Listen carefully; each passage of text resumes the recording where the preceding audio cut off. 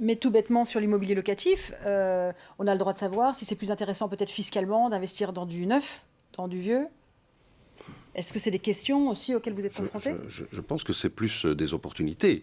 Oui. Je pense que l'immobilier peut être rentable, ça dépend. La valeur des biens est assez fluctuante, la qualité des locataires est fluctuante. Donc je dis, je n'ai pas dit qu'il y a une question de chance, mais une question d'opportunité et de gestion.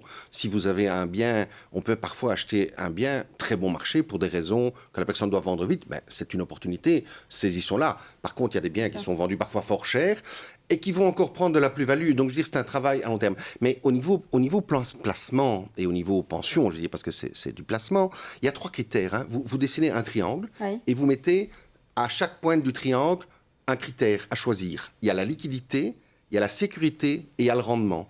Et vous devez vous trouver dans le triangle et vous vous situez avec votre petit curseur où vous voulez être. C'est ça. Et donc, c'est ça l'indicateur de ce que vous avez besoin. Et on voit mathématiquement qu'au plus on augmente le rendement, au plus on diminue la sécurité. Il n'y a pas de miracle. Il n'y a pas le placement miracle, que ce soit de l'immobilier, de la bourse et même de l'assurance.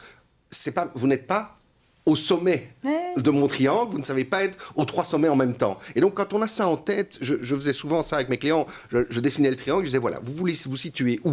Et alors, je voyais qu'ils disaient, oui, mais ils ont du mal à répondre, j'imagine. Je veux du rendement. Oui, mais si vous montez le curseur vers le rendement, vous diminuez la sécurité. Ah non, je veux de la sécurité. Situez où vous situez. Et ça, c'est l'explication pour que les gens perçoivent bien. Et ça, c'est le rôle d'un conseiller qui vraiment le met dans la situation et ne vende pas que le rendement ou ne vende pas que la sécurité. C'est un équilibre entre les deux. Où il faut diversifier.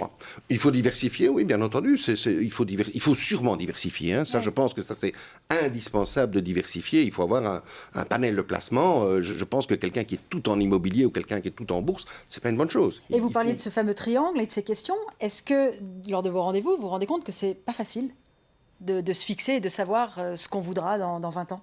Non, c'est pas facile, ça c'est clair. Mais c'est votre rôle de les guider. Bien sûr, c'est le rôle de guider, de bien donner surtout de l'information. On ne va pas choisir pour le client. C'est le client qui fait son choix final. Mais pour qu'il choisisse, il faut qu'il ait eu toute l'information complète. Et ici, je dirais, on n'a pas encore parlé des produits, parce que dans tout cet emballage, vous avez encore des produits différents. En assurance, dans la branche 21, la branche 23, et encore là-dedans, il y a des fonds. Et en plus, une branche 23, c'est un fonds de placement qui est dans un emballage d'assurance.